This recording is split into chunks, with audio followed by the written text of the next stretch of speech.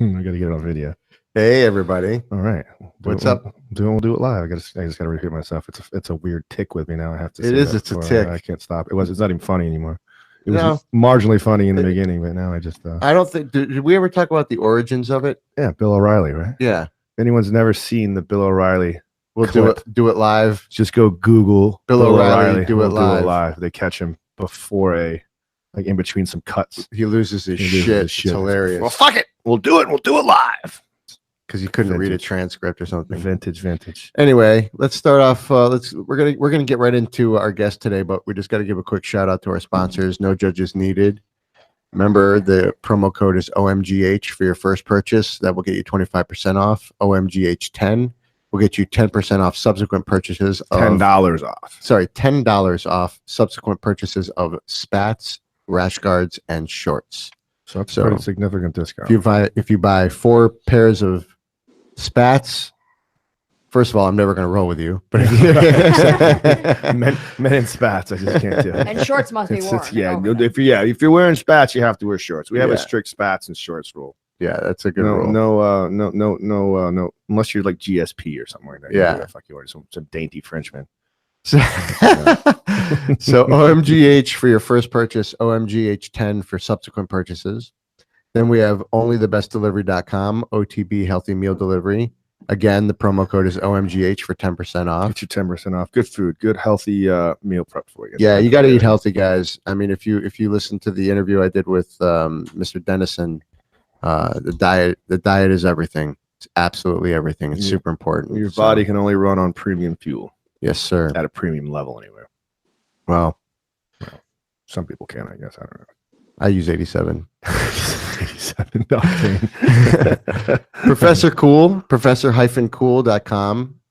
Also the sponsor of David Cayenes. Remember, guys, it's summer and it's Florida, so you need AC. There's no bones about it. Call 813-955-8813 and get your AC on. Holy shit, it was hot today, man. It's been fucking so hot every goddamn day, man. Florida. And I'm like, I look at my phone and it's like, oh, it's 82 degrees, but it feels like 89. I'm like, feels like 89. That means nothing. The temperature on the phone means absolutely nothing. Yeah, it's a lie. It feels like when you walk out, it's a lie. It's a lie. It's a lie. But I saw a meme the other day that was funny. It said like the temperature is 87, but it feels like 102. And then underneath it was some dude like, then it's 102. Right. it's not 87. It feels like 100. Yeah. If it feels like 102, then it's 102 outside. It's not 87. Yeah, that's true, man. That's a good rant, actually. Anyway, all right, let's get our guest on. We got Mr. Michael Mihas. I was like, you got it. With your thumb in the air, she spelled it phonetically on my screen, so I got that one right. Otherwise more known well as Mr. Jiu-Jitsu. Internet celebrity with us today. Yes, pillar of the jiu-jitsu community. Say hello. You're on camera. Give us a wave. What's up, guys? Thanks for having me on. I appreciate it. Good stuff. We appreciate you, brother. I'm just gonna give you some shit about your Call of Duty headphones on there. Pretty funny. You can tell we're old now. These are my Fortnite. Fortnite, yeah. Headphones. These are my Fortnite headphones. I'm not gonna lie. I play some Fortnite with my boys. So. Oh, with your boy. I had to throw that in there with my boys. my kids like to play. So let's talk about. We're gonna get to you in a minute, but we're gonna start off with some current events. So just for like getting your input on things, just because we like you, and we're gonna get you involved. Yeah. So Ryan Hall had a good fight this weekend. I didn't see it. Did you watch the fight this weekend, Mike? Did you see it? I didn't. Did he win by leg lock? No. For the first time, fuck. He actually won with a spinning back kick to the head, I think. Yeah, it was pretty impressive. I didn't watch the fight, but I heard a couple people that were talking about it, and it's funny we're bringing it up. But jiu-jitsu, Ryan Hall is an icon right now, so when he's fighting, he's doing pretty well for himself. But from what I heard, he did a very good job of controlling the distance and controlling the range with his strikes, and using his wrestling and his leg lock entries to his own advantage by controlling that distance. And inevitably, he won with a spinning back kick. So I heard it was a good fight for him. It's always cool because Ryan Hall is awesome.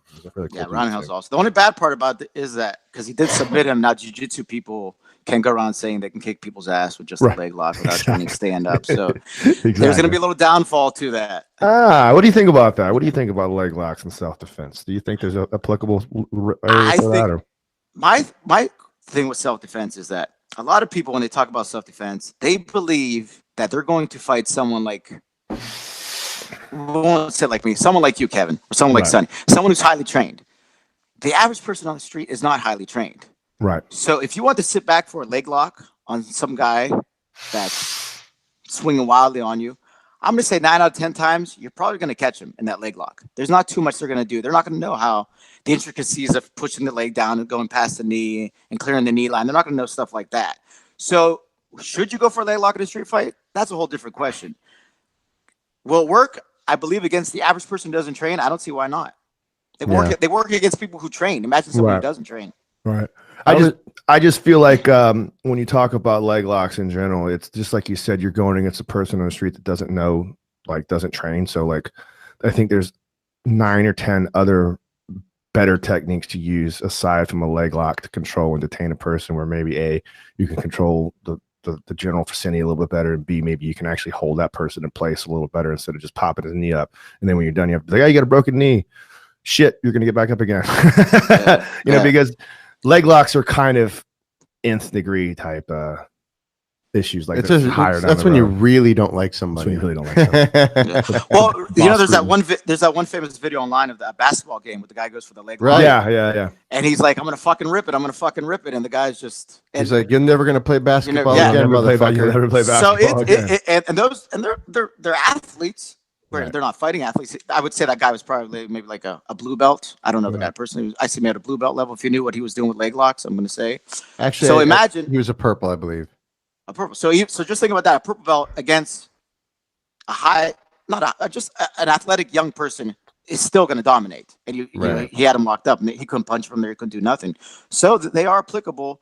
But are they the best thing to do in a street fight? Are they the best thing to do if other people are around you? I don't. Yeah. Maybe if it's one-on-one and no one else is going to jump in. Well, in that guy's particular defense, he had the dude's back, and Team Sucker Punch came over and like undid his arms and everything and allowed the guy to escape.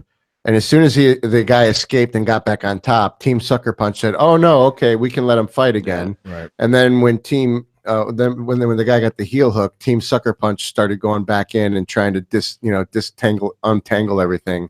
It was very annoying for me to watch. Yes. Because it's like, bro, just stay out of it. And I saw one fight. I don't remember exactly the video or whatever, but it was a street fight. And there was a guy on the ground, and he said, "The next person that touches me, you're fucking next." And I was like, that's the right thing to say in that situation. That's how it should be. That's what it should be. You holding me back, say if I... Not at our age we should be getting fights, but if we are getting in a fight, yeah, right. And you hold my hand back, and you hold my hand back, and I get punched in the face. Oh yeah, I should fuck you up right after that. Now you're gonna get fucked up. You're gonna get. Even if your intentions were good, you were trying to break up the fight. If your intentions were good, were you holding me back, and the other guy gets a clean shot on me, you're getting fucked up next. That's what I tell people too. Like when I'm working at the bar and shit like that, that's always my number one rule. I'm like, dude, I appreciate all of you guys are my friends here, and all of you want to help me. But if something goes down, know this: you are not my friend if you grab me and you interfere in this fight, because I am at red alert. And if I turn around and knock the shit out of you, it's your own damn fault for getting inside of my area. If I'm on the ground and I'm getting pummeled to death, yes, please come help me. But when it's going down, like you don't know who friend or foe is. You just turn around. You're just trying to survive and contain the situation. Well, just think about it, Kevin. You're at the bar and say you take someone's back. Right. And as you're controlling them, say you got seatbelt control, you're about to set up a choke or something. Someone comes and grabs your arm. Right. And now the person frees up and squares into you. You know what I'm saying? It's right.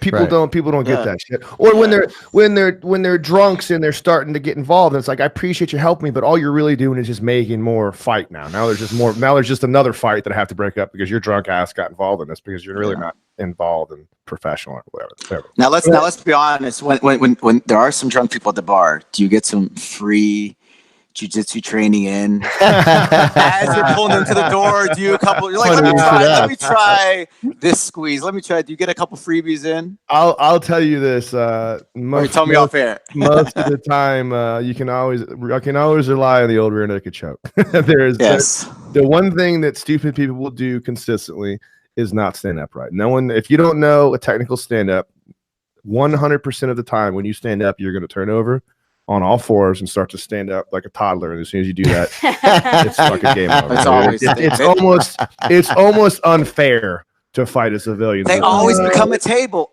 Untrained people go to the ground. They become a coffee table. 100%. They all become coffee tables. 100% across. But that makes me agree with you though, Mr. Jiu-Jitsu, that it's like our goal, like we want to get you to the ground, pass the guard. Like somebody in the street don't even know what passing the guard is. You don't even have to get to that fourth or fifth step. And that's the thing we talk about when we talk about jiu-jitsu. Like when we're training jiu-jitsu, a lot of these things that have evolved, a lot of these new techniques that have evolved because now we're training jiu-jitsu at a competition level against dudes that know jiu-jitsu. Exactly. So we have to get very creative in our approach to find out different ways to fool you, different entries, different options on the body and other things to make to make my jiu-jitsu work against you.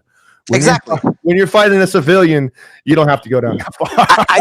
I tell people Bob down the street that's chugging Bud Lights is not going to know an advanced berimbolo to get to my back. No, he's not going to know any of that stuff. Right. He's going to be in 30 seconds. He's going to be out of wind. That's reality. About it. And he's always going to come up to his knees and you're going to choke him unconscious. That's it. Like every other asshole. But I love how people always consist. Yeah, but what if that was John Jones? What if that? Well, guess what? John Jones isn't getting in street fights. Then I'm going to get my ass kicked if it was. Yeah, John that's Jones. it. Or what if it's an Olympic level caliber Greco-Roman wrestler? Then I'm getting my ass kicked. But usually those people are training.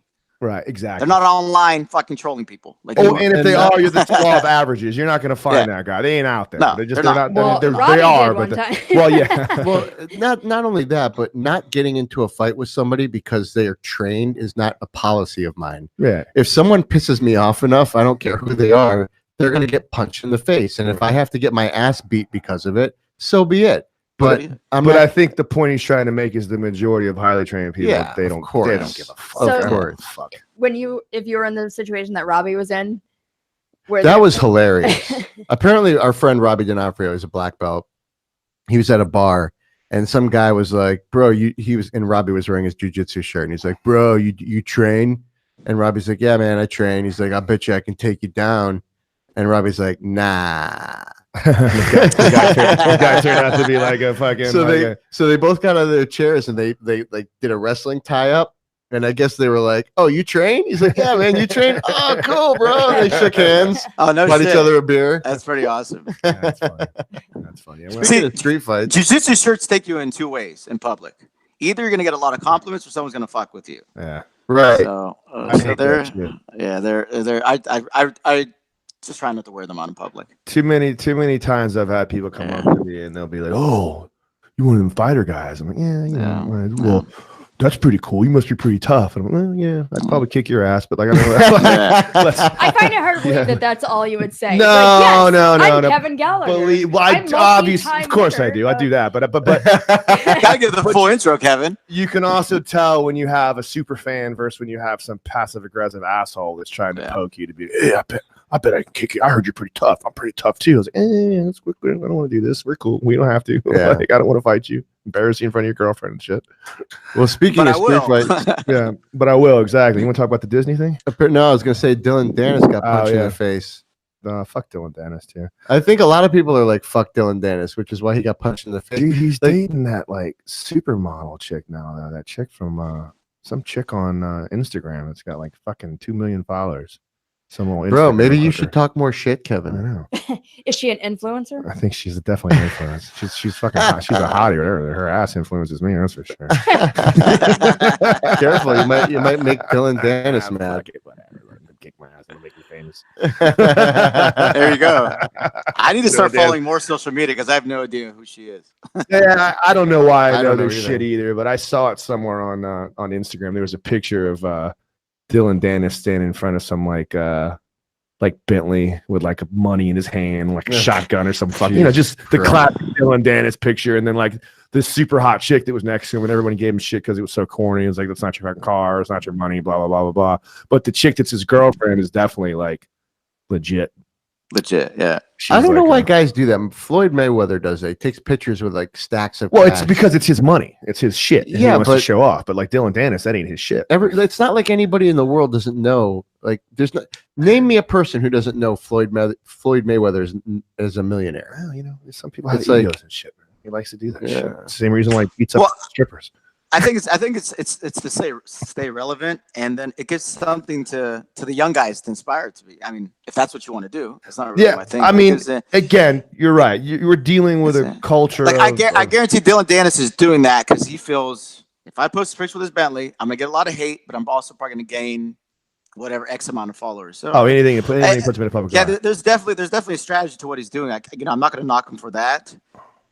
Is it something I would do? No, that sounds makes me want to go pull out a bunch of ones yeah. and then a bunch of hundreds, just like maybe like just $1,000, 10 $100 bills and stack them. Did anybody see what the fight was about? I saw a little clip of it, and I know he was at the bar with Munch and him. He actually came down on the Kasai on the 4th of July. Dylan was there coaching Munchie or Munch, whatever the fuck his name is, the guy from Marcelo Garcia's got kicked out with him. I think they were at the club. I mean, and I find it hard to believe that everyday Joes recognize Dylan Dennis. I mean, so maybe someone that's in the MMA community and recognizes who Dylan Dennis is, but I don't think he's a big enough deal unless you're a jiu-jitsu guy to be like, fuck Dylan Dennis. That's Dylan Dennis. Let's kick his ass.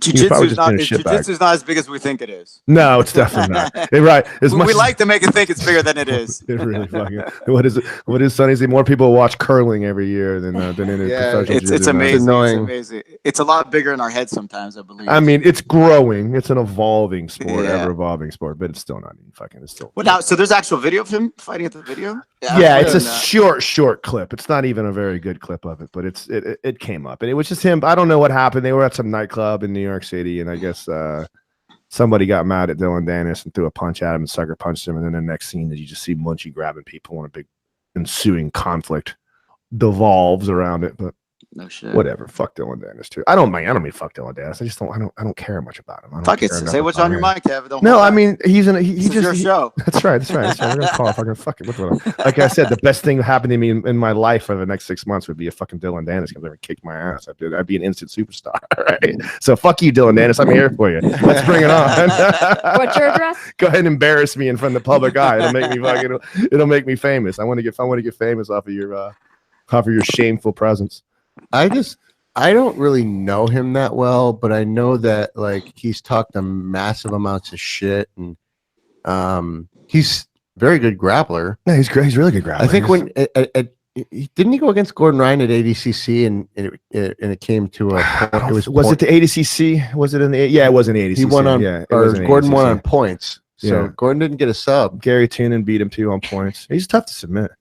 I mean, he's a great grappler. He's a legit grappler. Like I said, I don't really follow what he does. I think he's from seeing him compete, I know he's pretty legit. He's fighting MMA too. He's either with One FC or one of them other productions. I might not be One FC. I think it might. Oh, Bellator. Is it Bellator or One FC? I can't remember which one he fights for. But he's fighting professionally now. He's had a couple professional fights and he's won them all by submission. So I mean, he's probably. I think he's buds. Or he was Conor McGregor's jiu-jitsu coach, and he got his black belt from Marcelo Garcia. But his thing is his MO. He's in the Gordon Ryan school of or Gordon Ryan Conor McGregor school of popularity or school of attention, which is go out there, make an ass out of yourself, insult everybody, and do everything you can to be the heel so that everyone looks at you and now love you or hate you. At least they're paying attention to you. Or they might buy your pay-per-view one day. Yeah, exactly, man. Hopefully. And fucking, I feel bad about shit like that. There's parts of me as a grumpy old man that wants to be like, that's just wrong. You should be doing those things. And that's just bad for the sport. But dude, it helps the fucking sport. Ben Askren pissed me off enough to make me watch his fight with Masvidal. Yeah, no shit. And Conor McGregor, I mean, it's the same thing. Fucking Muhammad Ali did it better than everybody else. I mean, white America hated Muhammad Ali. You know what I mean? Like they fucking hated that motherfucker. I tune into Conor McGregor and Ben Askren to watch them and pray that they get their ass kicked. Mm-hmm. And that's why I'm tuning in, is to see them get beat so I can go ha ha. There's a certain element of being the villain that if you're the villain long enough and you continue to win and you continue to succeed and prove all the haters wrong, eventually even the haters start to go, well, fuck, this guy's all right. So the swing of hatred turns into, wow, this guy's pretty good. And then you got fans. And either way. Well, that's why guys like Muhammad Ali, Conor McGregor, they actually backed it up. Right. So when you can back it up, but notice the minute they're knocked off, like as soon as Khabib beat McGregor, you see how the backlash went the other way. You know, I mean, imagine you lose once and automatically people call you washed up. It's Right. that fickle. It's just like you go from here and you lose once and you're washed up. Maybe you should hang it up. Oh, if you're the villain, you're the villain. Yeah, You're Oh, you're hated. You're hated. But you that's the life you chose by That's the life you saying chose. the stuff you say, the stuff you post. It's just, you know, you can't get mad about it. You have to take it both ways. I see a lot of these guys that talk, you know, they build up hype and they get mad. Well, everyone's against me. I'm not, you know, well, you know, it's you I gotta chose tell you guys, to earn your money that way. My favorite moment in UFC history is Khabib punching Conor McGregor in the face and saying, "Let's talk now." That was He's known for that, man. That was Khabib is amazing. a hard bitch. And Yeah. again, the sad part about that fight is that, you know, people forget what an amazingly dominant performance Khabib put on that night, because all they remember is the post-fight brawl. Yeah. And it sucks. It sucks so bad for Khabib because he was ready. Shit, But- they would have had a rematch instantly. for Wasn't fucking- Dennis involved in that shit too? Yeah, he was. He's Yeah. actually started that. Yeah, he That's was, right. yeah. It's funny we've devolved back to that because he's like Dylan Dennis is the one that actually started that. This is the Dylan Dennis show. Fuck it. It's fucked. What else we got on this guy? I gotta start following him. What else we got on this guy? This is the Fuck Dylan Dennis show. Fuck Mr. Jiu-Jitsu. Let's more Dylan Dennis. Let's talk about Russell Brand. Let's get to fucking Russell Brand. Russell Brand, everyone knows of Russell Brand, and he's a big comedian. He was in a bunch of movies, big tall guy, dated Katy Perry. Like a lot of celebrities are these days, he started doing jiu-jitsu, and he recently got promoted to his blue belt, and it got a lot of train under. like one of the Haberos, like, or not the Haberos, Gracie. I don't know. Habero posted something on his on the Instagram website with him doing a technique video. But when he got his blue belt, not Clark Gracie, fuck's his name? Roger Gracie was in the room. So it's a Roger Gracie affiliate school he trains at, probably maybe in London, actually, probably. If he's probably from London, he probably trains with Roger Gracie in London. Anyway, he has a legit instructor. The point we're trying to make is that you know, it's cool that all these guys, these jiu-jitsu guys are training, or these celebrities are out to doing jiu-jitsu, but are they really deserving the attention that we give them? I mean, is it any more important that Russell Brand got his blue belt than, you know, any of the 5 blue belts that we gave out at my academy last year? And why do we allow them to have so much, you know, interest? I say no. They're not. I say that they're, who gives a shit? But that's I think I'm in the minority though, Right? because everybody loves their celebrities. Like when what's his name? Who's the guy there that was in? Oh God! Oh, I was born in the dark. You mean Now I can't remember his No, fucking name. Bane. Bane. What else gonna be his Bane? That's the name from Ed I don't know. Ed know. Hardy. Ed Hardy. Hardy. Yeah, so Ed Hardy got his blue belt, and Of course, Karen knows who he is. Yeah, but I didn't give a shit about that either. And I like Ed Hardy, you know what I mean? But I just don't care. I don't think it's he got his some guy blue belt, getting his though. blue belt. It's like he's not from my academy. I don't know him. I'm glad for him that he's a jiu-jitsu.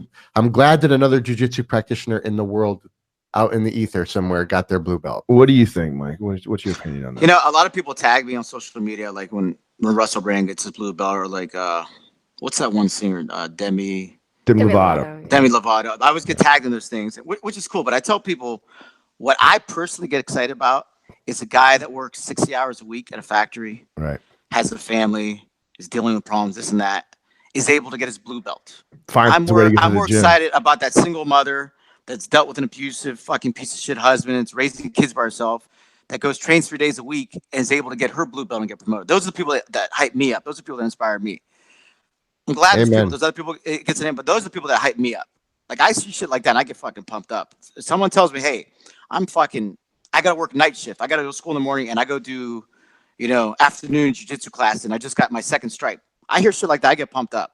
This other stuff, it doesn't do it for me. I have nothing against it. It definitely promotes the art. But me personally, shit like that pumps me up.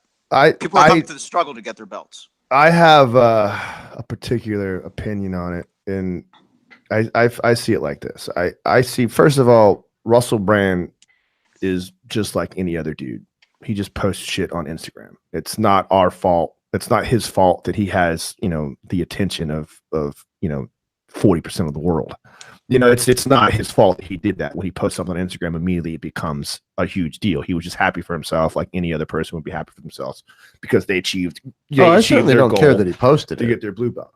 Right. I think that a lot of people, it's wrong to accuse Russell Brand of the attention it's garnering that he got his blue belt, because it's really not his fault. He's a star, of course. He could post a picture of him fucking, getting, a Starbucks coffee, and people are going, I'm certainly not mad at him for posting a picture of himself or a video of himself getting a blue belt. My big thing is I just don't care. Right. I'll tell you, and I don't really give a fuck either, but I'll tell you why I care and why I like it. And the reason is this. I feel like Russell Brand is a major celebrity, is a major face, is a major, entity in the world. People know who he is. He's a brand. He's a brand. People Brand's a brand. Literally and figuratively. But it's when a person like that is involved in jiu-jitsu and explains to the world how important it is and how much it's changed their lives, immediately it brings jiu-jitsu to a greater audience, which in turn takes the sport that I love and I know you guys love and opens other people's minds up to that might not know where it is. So the more that jiu-jitsu grows, the bigger it gets. I think the better it is for all of us. Well, it's true that we need good brand ambassadors. You want to drop on two mics? We need the little drum thing. But I think the different thing about Russell Brand versus like a Jonah Hill. That's my wife, by the That's way. right. Mr. You can't see me, Yeah, but so hi. she's definitely there. Nice to meet you. Is that so? Russell Brand has this thing going on now where he's not just like a comedian and actor. He is almost like this self-help guru. He's like street Jesus now. Yeah. And I don't like the guy much, period, to tell you the truth. yeah, He's not it's my really favorite bizarre person. because he does these videos like of motivational things and self-help things. So I think more people will listen to him and hey, maybe jiu-jitsu is something I should try. And a self-improvement type of thing. Exactly. And the same thing, the same thing when you see a guy like Russell Ed Hardy, or you see Demi Lovato, like they have fans, they have people that want to emulate what they do.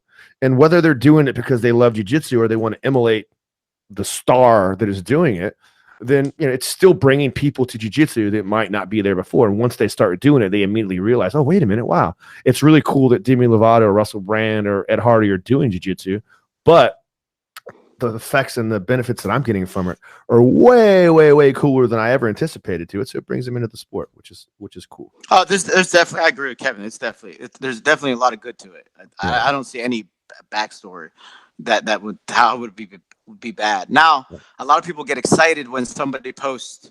It's amazing. Like Russell Brand gets a blue belt and everyone posts about it. And then they start using it for marketing tool. If Russell Brand does it, you should come to my school and do it too, since you're a fan of it. So then it gets we cheese it out a little bit too. Anytime somebody does something jiu-jitsu, we get a little ahead of it. We get a little too excited. We're like, if Russell Brand does it, why don't you do it? Well, Russell Brand probably has his own personal cook, and the guy probably comes to his privacy's house. Yeah, so it's not as simple as that. Yeah. I also think that sometimes people assume that because they're a star, they're not doing the requirements to get the belt. They're just kind of gifted things. I know Sonny likes to think that too.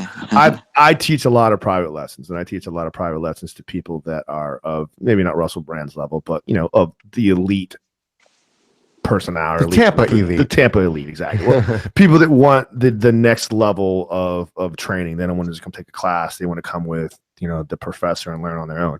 And I will tell you, and I'm pretty sure that most jiu-jitsu coaches, Rivero and freaking John Jack Machado that teaches most of the superstars.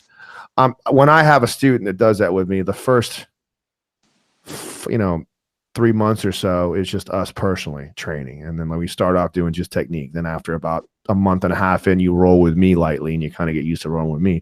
But as you progress, you're not going to get that blue belt unless you're rolling with other people. Yeah, it's you have to. It's not going to happen. I wonder, are these celebrities doing that? I would stake my reputation, but I doubt seriously that John Jack Machado or Rivero or any of these guys or Hadra Gracie, any of these guys that are a high enough level that have enough respect and love for the game would compromise their own integrity to give someone a blue belt or a belt just because. You have to also remember that unlike the people that you train, these actors have insurance against their bodies. So the movie studios kind of own them, and they can't. So like, when Justin Bieber was going to fight Tom Cruise. Tom Cruise is like, they're like, no way. The studios wouldn't let Tom Cruise. By the way, that's not gonna happen. It was fun to talk about. Yeah, that's a fun scenario, but I think Justin Bieber trains jiu-jitsu, doesn't he?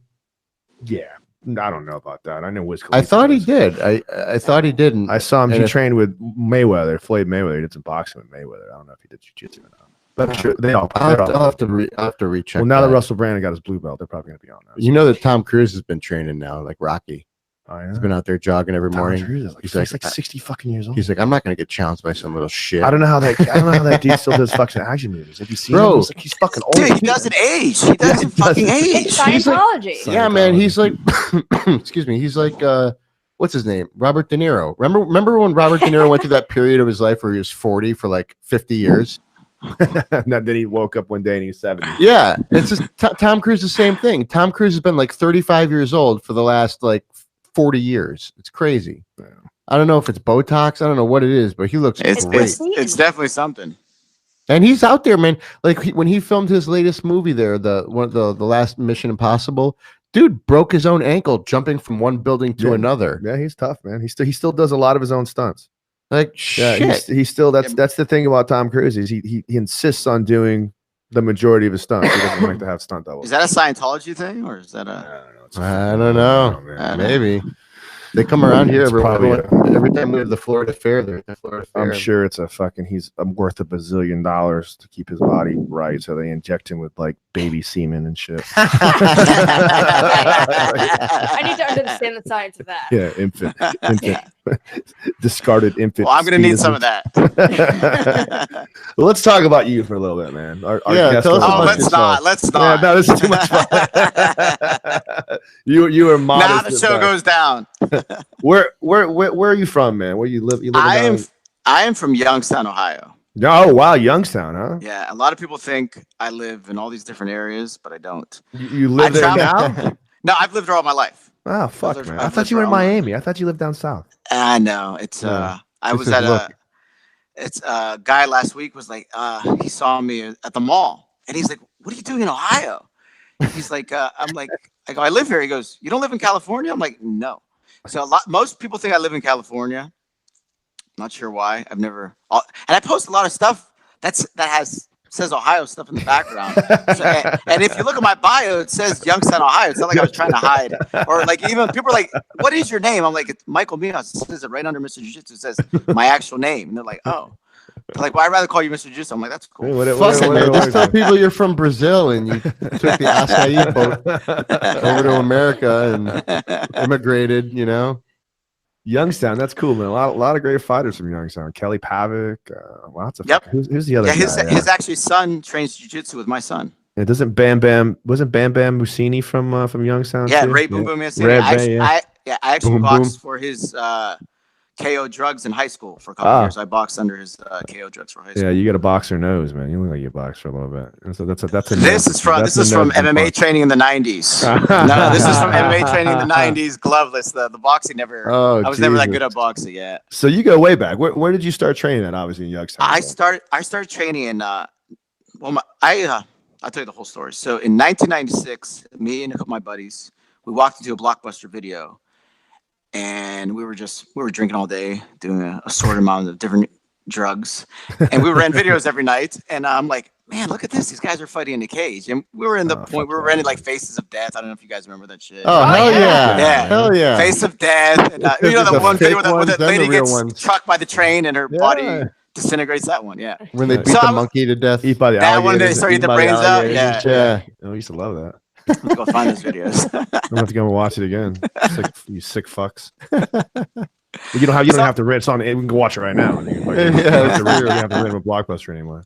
Go ahead. Sorry. So I rented UFC. It was UFC 1. So we go to the house and we watch it, and we're like, "What the fuck is this?" So first I'm looking at Hoist Grace. I'm like, "This dude's about to get fucked up." Especially, you know, he fights that boxer, Art Jameson, in the first match. I'm like, oh, Yeah. shit, that.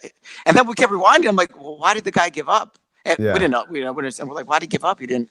And I thought that maybe he did like some magical like touch thing to him. Right. And that's why he tapped out. You know, I didn't know. I was like, maybe he got him, like he touched him somewhere. It's like I would see from movies, you know, like death touch. I'm like, that's probably what the guy did. Then he did it again and again. I was like, man, this is pretty fucking interesting. I watched it again. They're like, Mike, how many times are you gonna watch this video? I'm like, this is pretty interesting. Well, that particular fight, Jameson, he didn't actually get a move done to him, right? Nothing. He just mounted him and gave up. Yeah, he just gave up. He didn't want to get punched in the face. Not and just the claustrophobia, everything is just right. He just shut down and he tapped out. And then the next guy he fought what's it? Shamrock, maybe? Yeah, Shamrock. Yeah, Shamrock, she fought Shamrock and he got Uh-oh. There he is. Oh, that's his phone. Sorry, no big deal. We're good. So he got Shamrock in a rear naked choke, and then he beat that guy from Denmark that was poking people's eyes out. And Oh yeah, that's right. The mean what dude. was the guy's? Oh, the Kyokushin karate guy. Yeah, he held Sayat or something. was it an armbar or he held a rear naked choke on him, like for an extra. Yeah, for couple like seconds. They seconds had to let him pull know him off. let him know what the fuck was up. Yeah, what did he do? Yeah. He did something Rather nasty not to him. answer that. He did something. You're great. He did something nasty to him, like he punched him in the nuts, or he fucking like he did something nasty to Hoyt. It was something, yeah. To piss him off, yeah, or like gouged him in his eye, or pulled one of his fingers, or some shit like that. So he held the choke for an extra couple fucking seconds. Now that guy blinded someone in Pride. It was like Did he Pride, really? Pride tour. That Nakamura, I forgot what his name was. I watched a lot of MMA. Nakamura, I think was his name. Hickson Gracie choked this guy out. I forgot his name, but they fought, and he actually blinded him from eye gouging him in the fight. You have to What Google the it. fuck? Dude? Oh, Yeah, wow. Google What it and an check it out. asshole, He blinded a guy in his next MMA fight. That's He pretty fought over in cool. Japan. Yeah. That's pretty cool. Good So- thing you won that fucking trophy. I can't Yeah. see out of my fucking eye anymore. You piece of shit. What the fuck kind of shit is that? Fuck, what kind of fucking horrible fucking person? I'm would telling you, do that? Google. He blinded. You can see a video of him gouging him, and the guy loses. cool. He's actually blind in his eyes. That's So cool. I it's, might fucking find a fucking bullet in your fucking head. man. I Yeah. saw a street Good for this fight shit. one He time deserves on it. He YouTube really does. where a jujitsu guy had another guy in a triangle, and the guy that was in the triangle you could see him trying to put his thumb into the eye of the jujitsu guy. And which then just makes you want to squeeze it Just tighter. makes me right, squeeze it and off. so he squeezed it and got the tap, but he let go after the guy tapped. And I was like, bro, are you fucking kidding me? If someone was trying to gouge my eye out, I would put them to No, sleep. no. That's Yeah, you're getting some extracurricular beatings after that. It's not just yeah.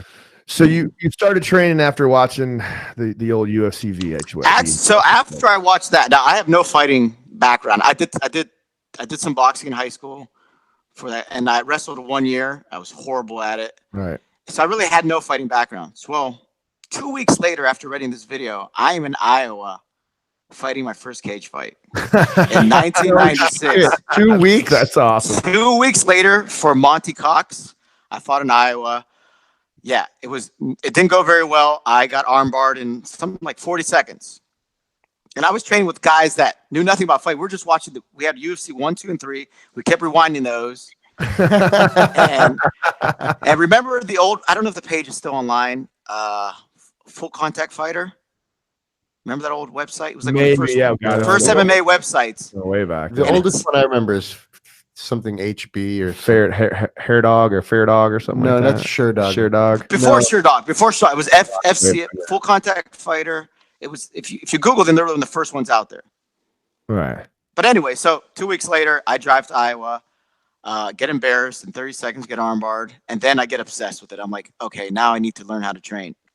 And there was only one gym in Ohio, and it was the only other Gracie Academy in America. There was one in Torrance, and there was one in Cleveland. Wow, that's really And cool. it was an hour for me. And I started driving there, and I just got obsessed with it, and I kept fighting. I got a little bit better. Who ran that school? Craig Kramer is his name. He's like one of Hoist Gracie's like best friends. They've done DVDs together. They've done a lot of stuff. But he was one of the first. He was like one of the first blue belts in the Midwest at the time. That's cool, man. So you He go was one way of the back, first. man. Yeah, That's way, awesome. way Love back, way shit, back. man. Yeah. I love shit like that. I love talking to guys like that know jiu-jitsu before it was fucking like a fun family environment. And when it was just like now you just get your ass kicked. And you can go on YouTube. You can see a couple of my old fights from the '90s. They're kind of grainy, but they're on there. Yeah. Oh That's hell pretty yeah, cool, we'll be man. looking that shit up. So how many fights do you have? I actually went 8-4, not that many fights. And my last fight was in 1999. I won the amateur no holds bar title. Monty Cox ran it. It was in downtown Cleveland. It was in the flats. It was me on the card. It was Rich Franklin's first ever fight was on that card. Oh shit! Dude. He got, I think it got triangle choked. Ben Rothwell was his first ever fight on that card.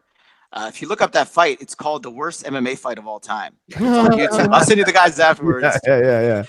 And I fought a guy from Cleveland, who was from the Grace Academy. I won my match by TKO. Actually, Jeremy Horn was my ref for my match. Oh jeez, man. That video's online. You can see the video of that match. Dan You fought a guy Severn from the Gracie Academy and won.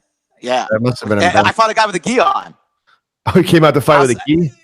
I'll send you the video. Yeah, I won in it was like 7 minutes and something. It was TKO. He actually had, I'm impressed that they actually have it. They had an amateur affiliation. Did they come out with the Gracie train? Yeah, they did. And it's I won my first fight. It was a tournament back then. I won my first fight by choke, and the other guy wasn't able to continue, so I went right into the finals and I beat this guy. So did you get paid at all for this, or was it just for street? No, I did not get paid, but I got put on. Actually, let me backtrack here. So in the main event was Dan Severn versus Brad Kohler. Right. Oh wow! And I'm gonna get some shit for talking about this, but I'm pretty sure the fight was a work. Really? And here's why. Me and Brad Kohler, great guy. I trained with him before. I haven't seen him in years, so maybe I shouldn't say that's what I'm going to. He was not stopped doing push-ups before the fight. Now, as we know, push-ups before a fight, not the smart. He was doing that abnormal amount of push-ups. Push-ups. He may have done over like 1,000 push-ups. That's I'm crazy. like, how is this guy going to fight before doing push-ups? So then their fight happens, and I believe you can find the fight online, and it's very WWE-ish. He suplexes him. He suplexes him back. He suplexes him. He suplexes him back. Then they suplexes him out of the ring, and then it was too choreographed to be a real fight. Did his manager come out with like some smelling? No, it was just they go into the stands. It's mass melee, and that was it. Right. But that was the main event of that match. So it was one of the craziest cards ever been on. It was the last time I ever fought. So was that a professional fight? Was there any such thing as professional no holds barred, or was it all amateur? There wasn't. I guess it was all amateur back then. Nobody was really calling anything. Just the UFC fights, I guess, were pro back then. Well, I would guess that there was no sanctioning. That's what I'm trying to figure out. Yeah, that's what I'm trying to figure out. Because I also got to get put up.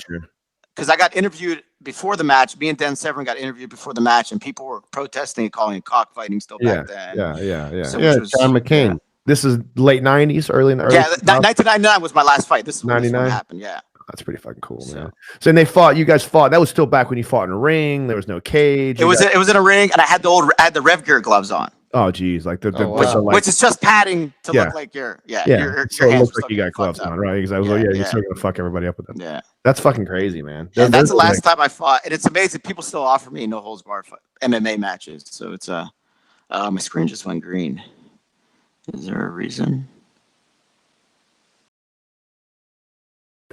There we go. Awesome, man. Sorry about that, guys. Technical difficulties. Florida weather is very unpredictable, which means that we sometimes have thunderstorms that knock out our electricity. And I'm just going to share the new link real quick. You guys go. But we're right back in it again, man. We'll just get right back to where we started from. Carrie, can you bring up that list again? Thank you. Awesome. All right, cool. So we're talking about my sex change. We were talking about your sex change, and tell us how it feels. The transition was very hard. It's difficult. I get people don't want to call me by the correct pronoun when I'm at. Do you miss your penis? I do. But I saved it in a jar, so I look at it there and here, and occasion just hold on to it and fuck with it a little bit here and there. Pretty much, just to remember. That's great. That's great. So we were talking about your early MMA career and some of the things you did in your training. You were training at Gracie Academy in Cleveland, which is pretty cool because back then, I mean, there weren't very many legitimate places to train jiu-jitsu back in the early 90s, late 90s. Now, the guy that you had just got in the fight with, and you beat him in your last fight, he was did he train at that same school, or was he trained at that same school? But I had left the school. I had left the school for over 2 years. I was gone from that school. Where'd you go train when you left there? I just trained. We got together with a couple of local guys. I found some wrestlers, some boxers. We all got together, and we just kept training off videos. Yeah. And then I found one guy that was pretty skilled. He started with Jeet Kune Do, then he was under Eric Paulson. His name's Mike Wooden. Mm-hmm. And that guy really opened my door to like Dude, Eric Paulson's been around for a while. Like man. leg lock. Damn. I was doing leg locks early 90s. Before they were cool. I was doing before they're cool. I'll show you a lot of videos. I was doing them at Grappler's Quest. I was doing them all over the place. It's just I didn't have the fancy names I got for them now. It was just me getting upside down. So you had a little bit of a catch wrestling background or catch wrestling background from that. Yeah, I got a little catch from there. I'd have like old videos of Mundial Jiu-Jitsu. I was studying off stuff like that. So it was a mixture of. I'm pretty much self-trained. Wow. Self-trained, but I do have an instructor, James Trelecki. Me and him, we used to go to the same Grace Academy, and he opened his own place. And it was closer to me. I ended up staying under him. I've been under him for almost about 15 years. How long did you train before you actually had like a belt? A place where you could start to say, "Well, I'm moving up the jiu-jitsu ranks." About 11 years. Oh fuck, man! Yeah. Sandbagging pretty bad. Yeah. but I never white did. Belt right there. Any tournament I did, any jiu-jitsu tournament I did, I always went to the advance. I did the Arnold's in 1998. Oh, wow, man, and it was run by Master Carlson Gracie, God rest his soul, and everyone was competing in that. Rafael Lovato was in there. Ribeiro was in there. They were all in there, all the big guys. I remember I went in there and I got choked out in like 30 seconds by some Brazilian guy with crazy ears. I wish I had video back then because I would love to find who he is now. And he took my back and choked me right away. It was pretty cool. But I entered the advance. I entered the advance, and it's what I got. So see, it's things like that are interesting about the early days of jiu-jitsu back when there wasn't a jiu-jitsu school on every freaking corner. Like you had to actually go out and search things out, and if you couldn't find things, you did it on your own. You hustled, you took a seminar somewhere, you learned, and everybody got together, and you keep training. You kept going on and trying to compete, and you got your ass kicked a lot too, which is why my nose is crooked. Right. So when you first joined you joined up your first jiu-jitsu school, you were an 11-year white belt with a record of 8-4 in MMA. Yeah, I know. How long did it take you to get your blue belt? I got it fairly quick after that. It didn't take too long after that. But I fought pancration. I went to Europe and I fought in pancration matches. Jesus. And I also did. So I have other fights too. I did a lot of no holds barred fights in Europe too. I fought in Russia. I did some fucked up shit in my 20s that's that I cool, probably man. should have done. Yeah. Yeah, whatever. I didn't have the right guidance, and see, this is fun. These are new things I learned about. I don't talk about it too much, but I'm not a hateful person, but I am sometimes. I'm like, who the fuck is this guy? Why does he have all these fucking people following? What the fuck? Who the fuck is this? I have guy? no idea why people follow me. I say some retarded shit. I still don't understand why people follow me. Bro, they follow him because he makes videos where he's riding down the highway holding his gi pants out the window because he didn't have time to put them in the dryer. And That's why they fucking follow him.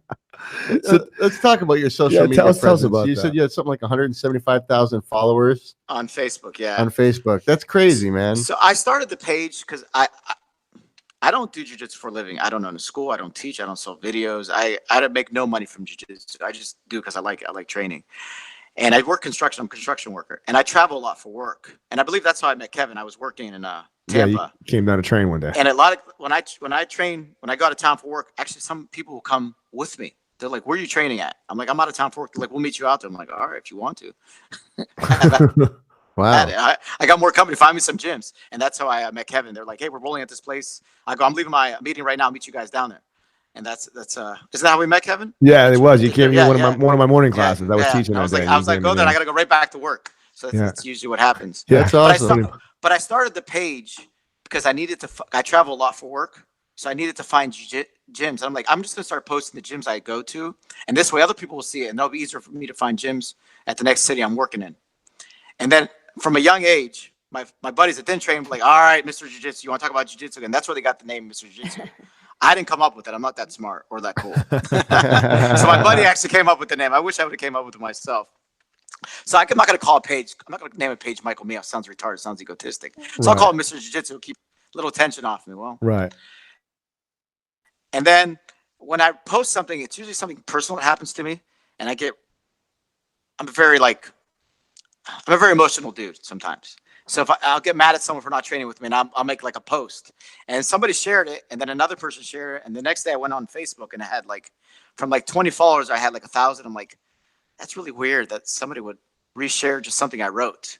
And then I would make a meme. I'd be mad at a guy for not showing up to the gym, and I'd make a meme about a guy directly about him. It had nothing to do with it. And then the next day I had like more followers. The next day I know it went out of control. Has anyone ever like gotten mad at you and been like, "Fuck you, buddy, we're fighting"? Oh, I probably get dozen messages a day. People want to fight me. People want to kick my ass. It's just, and I used to, I would even post their messages on my Facebook. I stopped doing that. I'm like, I'm not giving these fucking trolls attention anymore. So I don't even write back. And usually when I post something on social media, I'm done with social media for that day. So I usually go at night and I see the bomb that exploded. Oh wow. That. So What do you how long did it take you to get to a point where you had that $100,000? When did you start doing this? it happened pretty quick. I would just post, and I would post like 1-minute videos from my car. I'm like, man, I just worked 60 hours, and some guy just told me he couldn't find like 2 minutes to train or this and that. And I would post about it, and then people, I guess, really resonated with it. I guess it made sense to certain people.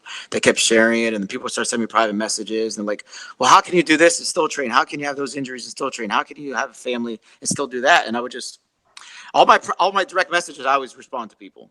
Yeah, so I think cool, that the word got out, and then people were like, this guy will give you some advice. And I try not to do. Person. I'm not a motivational. A lot of people think I'm some kind of motivational speaker. I'm not. I can barely write a coherent statement. That's why my videos are only 1 minute, because I have bad attention to. I can't pay attention to anything more than a minute. So that's why my videos are like 1 minute tops, minute and a half. So that's.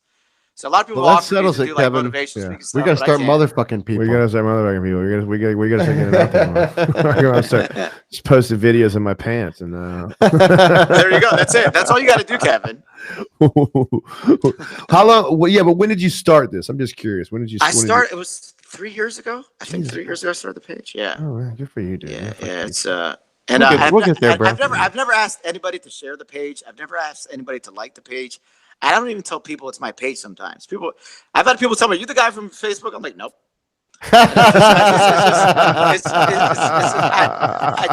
I never did it because I was looking to get like notoriety and people offer me crazy shit. I get offered flights to go teach people privates, to go do seminars, and I turn them all down. It's just not something I almost feel guilty if I was to ever take money for something with jiu-jitsu. I don't know, maybe it's something mental in me, but I could never do something. Sorry, I can never. There goes my fucking phone again. I can never do something I like so much and ask. And people like, you are retarded. You can make so much money off this. I'm like, it's just not my. It's not my thing. Sometimes I go to a tournament and somebody will recognize me and they'll be like, "Are you Sonny Parlin?" And I'll be like, "I don't know. Are you a process server?" Yeah, do you have an envelope in me with bad news? You've been Sonny Parlin piss you off? Right. Is that a good thing to be Sonny Parlin or a bad thing? I always got to qualify the question, bro. That's cool. But yeah, man. so it's still weird that people follow me. It's still because I say some crazy stuff sometimes, and I'm like, and usually people are telling me, I'm done following you. That's the last straw. I'm like, oh, that's cool. And then they're not done. They're not done They'll following. be back in a week. They'll be back in a week. They'll be back in a week. Do you post consistently? Do you post like when you get around to it, or you try to do one every day? I know. So sometimes I won't post for like 4 or 5 days. I like I said, I'm emotional, so something pops in my head. I could post 5 times in one day, and I could post like once a week. It's just whatever pops in my head. Like I don't wake up in the morning and go, man, this will get people going. I can't like pre-rehearse something, which is why my videos have a lot of like ums and ands, and a lot of my posts have a lot of misspelling in them. But, this is full of shit. A lot of misspellings in my posts because I'll be mad about something and I'll just start, and then I'm like, oh shit, I probably shouldn't. And a lot of my posts, I'm like, fuck, I probably shouldn't have said that. That's gonna piss a lot of people off. And I'm like, oh well. No, those are the ones that get you popularity, man. I guess so. Don't second guess yourself now. You got 175,000 and strong, Yeah, bro. well, whatever you're doing, you're Yeah. doing it right. man. Yeah. It's impressive. No, but I appreciate the people that follow me. It's cool. The direct messages I get are the main reason why I still even post anything, because it's like when you get a message from like a guy like in China, and he has to use Google Translate to get his message across to me and telling me like he's dealing with this and that because he's in an oppressive country, and just for him to get the Wi-Fi to send me a message, Yeah, means that's something. crazy. That's Yeah, someone that's in crazy. China that has trouble getting Wi-Fi to send me, that watches my videos. It's just Bro, you're watching that's a nothing. middle-aged construction worker in Youngstown, Ohio. Right. So it's That's nothing. I get messages all the time yeah. from people in Pakistan, bro. Exactly. I love those guys. I love those guys. Lots of people want to sell me geese, man. All day. Lots and lots of people, man. And it's funny when people send me a friend request, they get sent. They're like, "Hey, I think your buddy Habibi Jabab wants to sell me something." Right. That sounded super racist. I'm sorry. They're like, No, "I think your but buddy. I think your buddy Habibi wants." I go, "That's not my buddy." He not goes, my "When buddy." you guys, he follows you." I'm like, "It's just because you liked me and he saw that you liked me. He's trying to." That's He's trying all to it sell is, you so. a gi, bro. And if your name's Habibi Jabab, I'm sorry. Yeah. We could just go with Sorry. Mohammed. We're Yeah, definitely Muhammad, gonna get yeah. we're definitely gonna get calls from I did Habibi Jabbar. say Muhammad one time, and I got all these messages, and I got Oh, I Jesus. just so Now I'm gonna get him. Yeah, that's cool. That's something that I find is kind of cool too, man. Like with the marginal bit of fame and notoriety that I have, there are still instances where people will come up to me out of the blue and be like, "Hey, man, I just want you to know that like I love you, bro, and you're like a huge like what's the like motivating factor to me and all these other things like that." And I'm like, really? Like You're like, thanks, mom. I'm like, yeah, thanks, mom. But no, it's cool. It's cool to have people and to realize that like the dumb little things that you do sometimes you don't even realize you're doing it like make a difference. And that's the reason why you keep posting bullshit up, because like you might think it's stupid, but there's somewhere out there, some person's looking at the stuff and thinking like, wow, this is cool. It's helping me get through a tough day. And like kids come up to me sometimes. I've got kids that come up to me for some fucking reason. They want to like take pictures with me and shit. And I'm like, this is fucking weird. I don't know why this child is looking up to me, but I guess if they do, it helps them to like stay on the straight and narrow. Go ahead and I'll take a picture with you. And it is the way I look at it. I used to look at it as like and now I'm like, I have so many young people that send me messages, especially like young guys that deal with like depression, a lot of shit like that. I'm like, man, I feel guilty not to check my messages every day. And I used to not check them all the time. Now I check my messages all day because I've called the police before. I've called people's parents before. I'm like, hey, I think this guy's he's like on the verge. I think he might take his life. So I have like dozens of messages like that. I've called a school before. This kid was being bullied. So there's a lot of stuff that that's impressive, man. Yeah, which makes me keep doing this. So, yeah, for sure. Like it definitely motivates me. You don't realize that you know every I always talk about this a lot. It's something that I really believe in my heart of hearts. Like every person on earth is capable of making a change and making the world around them a better place. It's just a matter of finding the little things that you can do. You don't have to be a celebrity. You don't have to have a fucking jiu-jitsu website. You can just do the right thing when the opportunity pertains up. It's whether or not you choose to actively look for opportunities to do that. And you know, sometimes we're fucking around with this, but it's fun. But there might be people out there that are actually like, you're saving people, you're helping people and shit. I tell people it doesn't matter if you have one follower or 1,000, as long as you touch that one person. That's what we should be doing this for. You know, I mean, I understand there's some people that want to make money off this, and there's nothing wrong with making money off this. If you can take your podcast, and I hope years from now it's the biggest podcast out there. But if you can take your podcast and make a change, but if you can make a change in one person's life, I'm like, then it's fucking worth it. Why not? Do you ever have any negative side of them? You have negative people you got to call the cops on, or anything you've actually been concerned about? I've had people. Now, when I first started it, I was, if you go look at my old post, I was very immature with it. Like people were like, okay, here's where I'm at, Youngstown, Ohio. If you really want to, here's my address. Right. You know, it's just, and then people are like, that might not be the best thing to do because a lot of people are following you right now, and someone's gonna fucking shoot you. So I quit doing that. So yeah, but it's still the old MMA guy in me. I'm like, oh really? Yeah, it's the old 90s MMA guy. Okay, let's do it. Let's see what happens. I do my best to shy away from internet confrontations. Well, now I don't even look at any of the comments anymore. I rarely look at comments. Someone's like, hey, I just commented, and I have to go back and look at it. I don't even look at the comments. I just Only when people No, take I'm- the time to send you a private message, you'll do your best yeah. to look at So that. when people send me, I respond to all direct messages. Yeah. I respond to all of them. I always respond to everyone. I'm- So I'm it might totally be something gonna- pretty serious. I'm totally gonna message you like 4 times. I'm a gonna. day. I was just thinking that. I'm coming Go for you. ahead. Go ahead. How you doing? What are you doing? What are you wearing? Go ahead. Go ahead. For some reason, it's a jiu-jitsu page, but I do get nudes sent to me from guys and girls. It's Oh, very that's nice, weird. that's nice. Guys sending nudes. It's just I get a lot of I get dick pics. It's, Bro, I'm not Kevin sure will why, take those. Fuck yeah, but that's- I get dick pics. That's so weird. Why would you get dick Well, pics? You can I'm keeping them for myself. I'm keeping them for myself in case my wife leaves me. Hold on. Wow, that's pretty cool that you would get a dick pic. Let me. I wonder where they came from. Slide in the DM, Kev. Slide in the DM. I don't Have a have to special take a picture. folder. I've totally got 6 on fucking save right now. I just send out randomly. So TMI. TMI. My bad. Did I say that out loud? No problem. No problem. No problem. Well, we wanted to talk about a couple of different things with you, but it's getting late, and I have to run and teach class soon. But So we got I to do think- this again. We got to do this again, is what you're saying, son. Yeah, we'll Yeah, do it we again. gotta do Fuck this yeah, again. man. We gotta Yeah, do we'll this do it again. again. But man. there is Yeah. one subject I wanted to talk about on the list here because we have the Disney Brawl, Askren's rematch, and we have cops training. Let's talk about cops training because I think that's an important one. Yeah, you had some good insights on that. So yeah, if you could, do you remember know, a what you lot were of- talking about? Yeah, well, a lot of people talk about the turnover in jiu-jitsu schools, and there's a high turnover when it comes to law enforcement. And I think there's definitely ego to it. You have those egotistical people in law enforcement, but I believe the law enforcement officer doesn't want to be seen in a bad position ever. And someone who's supposed to have so much control, say if me and you come into the school and train, you have to arrest me one day, and I know this guy choked me out, it's gonna Yeah. fuck with you a little bit. That's a good point. It's gonna fuck with you. Like, I'm gonna give this guy a ticket. I'm gonna arrest this guy, and I know he could fucking beat the shit out of me because he did it on the mat. He did whatever he wanted with me. That's it's a good point, And man. I think it's something mental here with law enforcement officers.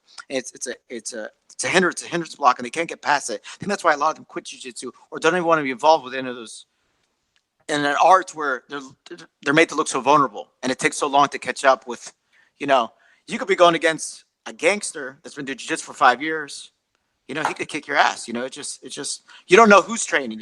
People of all walks train. Criminals, ex-convicts. It's all different Mhm. people too in train on the mats. And in a jiu-jitsu setting, it's in order for you to get better at jiu-jitsu, you have to have that.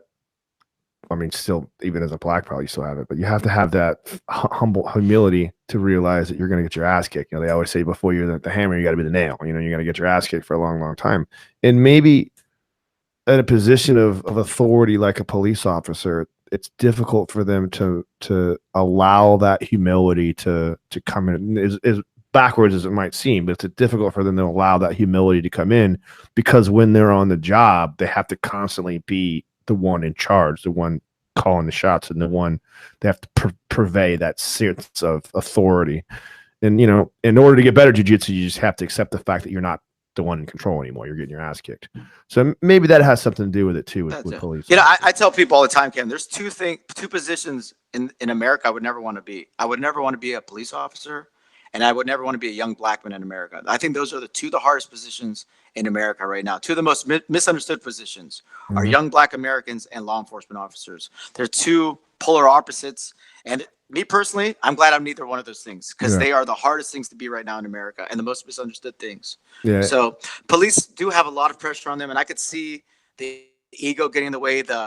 Just think you're the highest standard out there. People call you when there's an emergency, and knowing that you could be so vulnerable to someone that's been training jiu-jitsu just for six months, it's I'm sure it fucks with their head a little bit, and that's why there might be a high turnover rate. I would just like to say to any cops that might be listening to this at any point that we are here to help you. We are not trying to embarrass you. We're not trying to get you on the mat to jump you and to tap you out. I'm very prideful in the fact that I help police. I've got some savage grapplers that I have a purple belt police officer, and I've got some blue belt police officers and a bunch of white belt police officers. And it's honestly the most prideful part of what I do at my gym is teach police. I take nothing more serious than that, and I just want them to know that we're here for you. We're here for you, and that's it. There's no ulterior motives, and I really hope you guys can come in and train. It's the best thing that you can possibly do for yourself in that job. And it saves their lives. It saves other people's lives. It makes unnecessary force. You know, there's so much you can do controlling someone correctly on the ground that you won't have to shoot them. You won't have to hit them in the head 100 times. It's just, it will make your job a lot easier if you train Brazilian Jiu-Jitsu, if you're in law enforcement. Plain and simple. Yeah, there's a level of safety. Like I use my jiu-jitsu all the time in just avoiding conversations, and it's simply because like I am very secure in my ability to protect myself. So when I go into a situation where there could be a confrontation, when you not all the time, but a lot of time, when you put out that level of confidence to another person that may feel like they're going to harm you, it's most of the time they're not going to fight. When you're confident in your self-defense and you're confident you'll be able to protect yourself, it's people that are unconfident that have to shout and have to turn it into a cockfight that end up getting their asses kicked or end up starting confrontations because you have to look weak. I agree. Anyway, that's probably a good note to end on. I gotta get out of here. Well, Mr. Jiu-Jitsu, we definitely are gonna have you back on because we got fucked over by a power outage over here, and yeah, man, I will not have that. Fucking Florida. Great podcast, man. You were a lot of fun to talk to. I enjoyed talking to you about some of the old school stuff, man. Anything you want? Anybody want to give a shout out to? Anything you want to talk about? Any sponsors, anything like that you want to talk about? Shout your school out, man. I got no one to sponsor. Right. I shout no one out. Just me. If you guys are listening, go check out Mr. Jiu-Jitsu on Facebook and Instagram, man. He's always got good shit up there, and he's a real cool guy, real down to earth dude, and he will answer your private messages. So make sure you send them all to him. And don't you dare stand him up for training. Holy shit. You will feel the wrath of hell's fire in your face. You will. You'll have this 45-year-old crooked walking old man after you. All right, brother, man. We'll try to make this happen again. We'll get you back on again, man. All right, brother. Have a good day, man. Appreciate it, guys. See you, homie. Yeah. Peace. Youngstown in the house. Youngstown, Ohio, man. It is like a fighting mecca. It is. Yeah, it is. All right, Sonny's gotta go. Just like that. Let's do the sponsors real quick before we go. We've got just real quick, guys. We love you. Check out our sponsors. No Judges Needed, OTB Delight, and then ProfessorCool.com. Call 813-955-8813 for Professor Cool. OMG gets you discounts at No Judges Needed. OMGH. How dare you? OMGH gets you discounts at No Judges Needed and OTB Delight. So take advantage of them. All right, till next time. See you guys. Sonny's got to go. We love you.